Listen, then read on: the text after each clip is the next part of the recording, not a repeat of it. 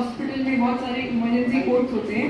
For example कि hospital में कोई भी इमरजेंसी हो जाए, समय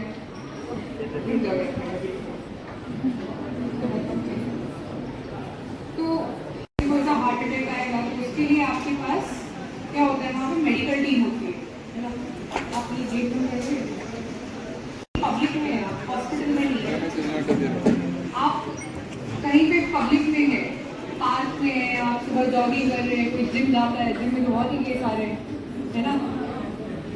फिर कहीं पे आप रास्ते में मार्केट में कहीं पर भी हो और वहाँ पे किसी को कार्डियक अरेस्ट आ जाएगा, तब आप क्या करोगे? आप सारे के सारे मेडिकल प्रोफेशन को बिलोंग करते हैं। अभी तक नहीं पता है तो आप बता देते हो, आप जो कोर्स कर रहे हो उसकी वजह से आप सब लोग एक मेडिकल प्रोफेशन, एक मेडिकल बैकग्राउंड को बिलोंग करते हैं, तो सबको ये पता होना चाहिए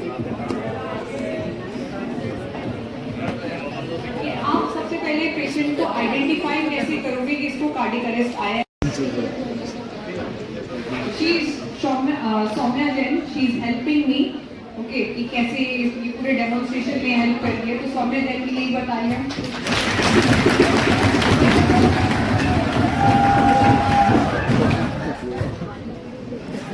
यार कौन सी गाली, माँ बहन की गाली दे दो, गाली देनी तो माँ बहन की दो ना।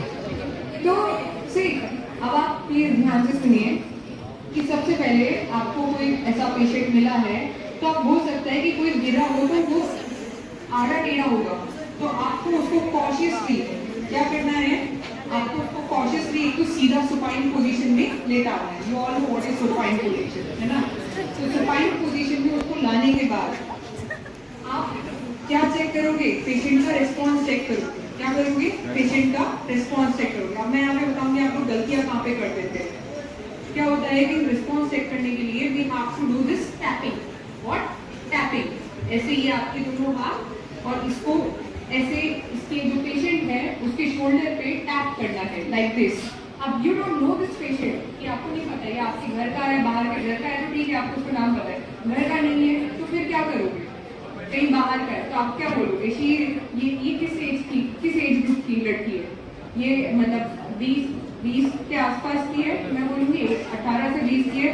तो आई नो और नेम सौम्या, बट अगर बाहर हो कोई भी ऐसा लड़की है तो आप उसको क्या बोलोगे? बहन जी, बहन जी। अरे अरे अरे, यहाँ से पता चलता है तुम लोग कितना सीरियस हो किसी सीरियस कंडीशन को लेके यार, प्लीज। तो आपको जोर जोर से उसके शोल्डर्स पे टैप करना है। इफ शी इज ये फीमेल है, अगर मेल है तो आपके कोई भैया जी बोल सकते हो, कोई एल्डर है तो उसको माता जी या फिर बाबू जी कुछ ऐसा बोल सकते हो, ठीक है।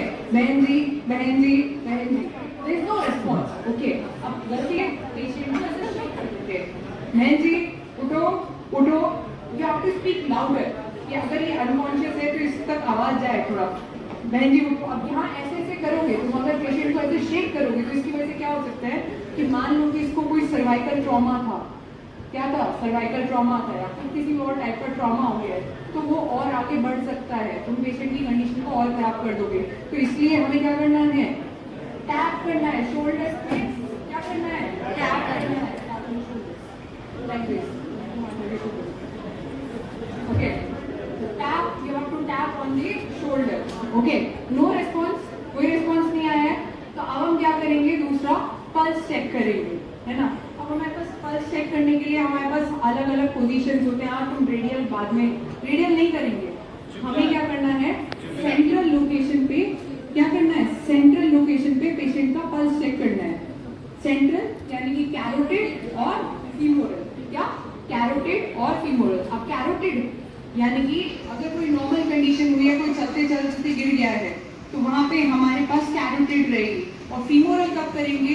जैसे किसी को हेड इंजरी हुई है, कोई अपर बॉडी का बर्न केस है, तो वहां पे हम क्या करेंगे? फीमोरल आर्टरी, फीमोरल आर्टरी इधर से जाती है, फीमोरल आर्टरी, उस पे हम क्या करेंगे? उसको पल्सेट करेंगे। पल्सेट करेंगे मतलब यहाँ पे हम चेक करेंगे, ठीक है। तो हम यहाँ पे इसको कैसे चेक करेंगे? अब ये पेशेंट क्या है? अनकॉन्शियस है, तो हम इसके हेड को थोड़ा सा स्टिल करेंगे, इसको एक पोजीशन में लेकर आएंगे, हेड को स्टेबल करोगे तो यहाँ पे इसका जो लिप्सिंग है चिन से आप 3 या 2 फिंगर स्लाइड करते हुए लेकर जाओगे और फिर उसको आप ये साइड में इसको स्लाइड करोगे, ठीक है। तो there you get your carotid artery, there you get your carotid artery, ठीक है, ओके, कैरोटिड आर्टरी। और अब हम इसको क्या करेंगे, चेक करेंगे, ओके। अब हम यहाँ पे इसका पल्स चेक करेंगे, क्या करेंगे, पल्स चेक करेंगे। कोई रिस्पॉन्स नहीं आया है, ठीक है, हो सकता है पल्स बहुत ही ज्यादा कम हो, पल्स बहुत कम हो, तो नेक्स्ट हम क्या चेक करेंगे, पेशेंट की ब्रीदिंग, क्या चेक करेंगे, पेशेंट की ब्रीदिंग चेक करेंगे। पेशेंट की ब्रीदिंग कैसे चेक करेंगे, सीधा सुनते नहीं है, पेशेंट की ब्रीदिंग चेक करने के लिए we will do this। हम पेशेंट की तरफ ऐसा इंक्लाइन होंगे, क्या होंगे, हम पेशेंट की तरफ ऐसे इंक्लाइन होंगे, ठीक है, लाइक प्लीज यहाँ सबसे ज्यादा गलती होती है, तो हम पेशेंट की तरफ ऐसे इंक्लाइन ओके ओके अब इससे क्या होगा कि पेशेंट का फ्रंट देखोगे, अगर कोई इंसान सांस ले रहा है तो उसका चेस्ट और एब्डोमेन में मोशन होगा, टू एंड फ्रो मोशन होगा, यू कैन सी यहाँ पे इसका चेस्ट और एब्डोमेन में मोशन है। और इसकी वजह से कोई दूसरी चीज क्या है कि आप पेशेंट की ब्रीदिंग सुन सकते हैं, पेशेंट की ब्रीदिंग क्या कर सकते हो, सुन सकते हो, है ना। पेशेंट सांस ले रहे हैं, इससे हमें 2 चीजें पता चली कि आपने ये भी देख लिया कि पेशेंट की बॉडी में मूवमेंट है, यानी कि वो क्या कर रहे हैं, सांस ले रहा है, ही और शी इज ओके। अगर नहीं ले रहा है तो हम क्या करेंगे, अगर वहाँ पे कोई दूसरा रिस्पॉन्स नहीं आया है तो हम वहाँ क्या करेंगे, सीपीआर की तैयारी करेंगे। बट उससे पहले सीपीआर जैसे आप देना स्टार्ट कर रहे हैं,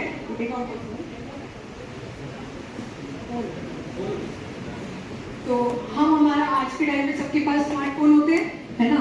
हम क्या करेंगे, हमारा स्मार्टफोन निकालेंगे, हमारे जो इमरजेंसी सर्विसेज का जो नंबर है उसको डायल करेंगे, क्या करेंगे, इमरजेंसी सर्विसेज का जो नंबर है उसको डायल करेंगे।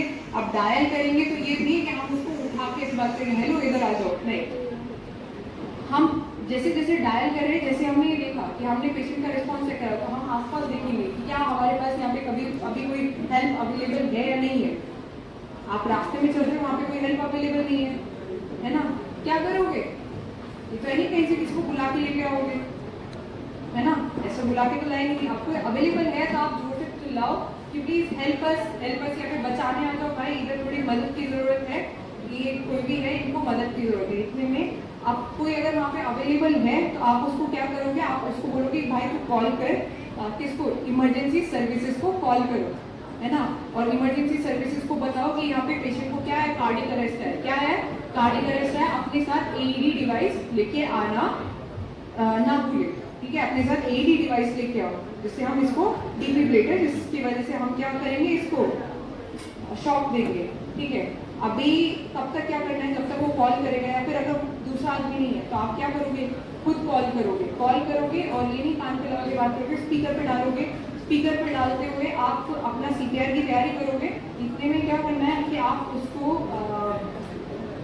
जो अब सामने वाले को आप अपना लोकेशन दोगे, है ना, आपको अपना प्रिसाइज लोकेशन देना है। प्रिसाइज लोकेशन कैसे देना है कि जैसे मैं ये अभी जैसे अगर मेरे साथ यहाँ पे ये सिचुएशन हुआ है, मैं ये नहीं बोलूँगी कि आप प्लीज निम्स कॉलेज में आ जाओ, निम्स में तो बहुत सारे कॉलेज है ना, मैं एक प्रिसाइज लोकेशन दूंगी कि आप प्लीज मेडिकल कॉलेज LT1 में आ जाओ। कहाँ पे, मेडिकल कॉलेज LT1 में आ जाओ, सारे के सारे लोग, मतलब सारे लोग नहीं, मतलब जो भी आपका टीम है आप यहाँ पे आ जाइए, ठीक, अंडरस्टूड।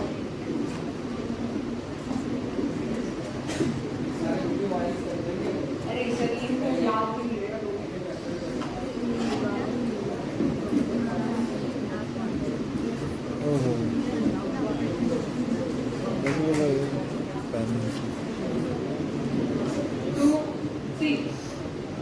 कंटिन्यू करते हैं। तो आप उनको अपना प्रिसाइज लोकेशन दोगे, यानी कि जैसे ये इस एरिया में हुआ है तो आप क्या बोलोगे कि LT1 medical college ground floor NIMS medical college में आप आ जाइए, ठीक है, जो कि किसके पास है, एडमिट ब्लॉक के पास है, ताकि उन लोगों को आपकी प्रिसाइज लोकेशन ढूंढने में मदद मिले। उसके बाद आप मान के चलो कि आपको अब इस पेशेंट को सीपीआर देगा, तो सीपीआर हम ऐसे ही नहीं देंगे, आपको इसको पेशेंट को किसी हार्डन सरफेस पे, ये जो हार्ड और फ्लैट सरफेस पे लेटाना पड़ेगा। अगर हार्ड सरफेस नहीं है तो इसके नीचे कोई कार्डबोर्ड या फिर आसपास कुछ एकदम हार्ड और फ्लैट कुछ अगर सरफेस कुछ ऑब्जेक्ट अवेलेबल है तो पेशेंट के चेस्ट के या एपोरेट ट्रंक के नीचे आप उसको प्लेस करो। ओके, तो वी विल डू नाउ।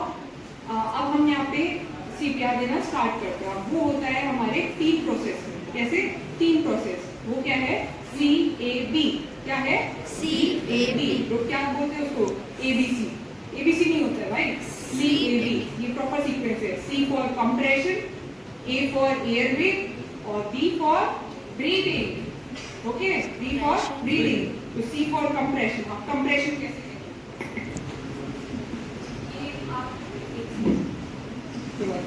ये हमारे दोनों हाथ हैं, माय राइट हैंड और माय लेफ्ट हैंड।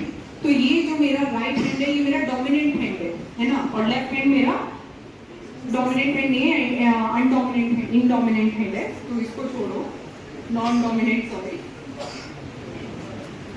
ओके, तो यहाँ पे हम क्या करेंगे कि ये मेरा नॉन डोमिनेंट हैंड लेंगे, ये मेरा नॉन डोमिनेंट हैंड लेंगे, और फिर ये जो मेरा डोमिनेंट हैंड है ये इसके ऊपर जाके इसको हम इस टाइप से लॉक करेंगे। कैसे करेंगे? इस टाइप से लॉक करेंगे। ये लोग आपको बता रहे हैं किस टाइप से करेंगे। ये मेरा नॉन डोमिनेंट हैंड, ये मेरा डोमिनेंट हैंड, और इसको ऐसे करके ऐसे लॉक करेंगे। ठीक है, अब ये हम लेंगे, अब इसको हम क्या करेंगे, इसको हम लेके आएंगे पेशेंट के चेस्ट पे। Okay, like this.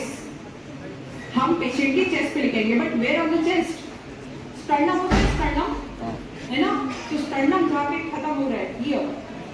ओके, ये पेशेंट का स्टर्नम इधर है, पेशेंट का स्टर्नम इधर खत्म हो रहा है, और यहीं पे आपको क्या मिल जाएगा? LV का एपेक्स। अगर किसी ने कार्डियोवैस्कुलर एनाटॉमी पढ़ी है तो उसको पता होगा कि इधर ही आपको साइड में क्या मिलेगा? LV apex. तो आप क्या करोगे? अपना नॉन डोमिनेंट हैंड ऐसे लोगे, ये स्ट्रेट रहना चाहिए ड्यूरिंग कंप्रेशन, ये ऐसे मुड़ना नहीं चाहिए, ये स्ट्रेट रहना चाहिए। आपके शोल्डर्स जो होंगे वो आप ऐसे लेकर आओगे इस टाइप से, थोड़ा सा उधर यहाँ पे सरफेस नहीं है। तो हम क्या करेंगे इस टाइप से compression. See my shoulders, okay, मेरे शोल्डर क्या है? एकदम इसके चेस्ट के ऊपर है, ये चीज ध्यान रखना। और फिर मैं यहाँ पे कंप्रेशन देना स्टार्ट करूंगी। I will give her 30 compression. एक साइकिल में हम कितना देंगे? 30 कंप्रेशन, लाइक दिस। 1 2 3 4 5 6 7। मैं ये हमारे पास डमी नहीं है, ये मेरी बहुत अच्छी स्टूडेंट है, she top in first year. तो ऐसे तो मैं करूँगी इसके साथ, कहीं इसको सही में कोई दिक्कत ना हो जाए। तो यहाँ पे मैं इसको रियल कंप्रेशन नहीं दूंगी, बट जब आप कंप्रेशन देंगे तो ये पेशेंट को आप कितना कंप्रेस करेंगे? एटलीस्ट वो मतलब 2 इंचेस, नियरली 2 इंचेस तक आप पेशेंट को कंप्रेस करेंगे। क्या करेंगे? कंप्रेस करेंगे।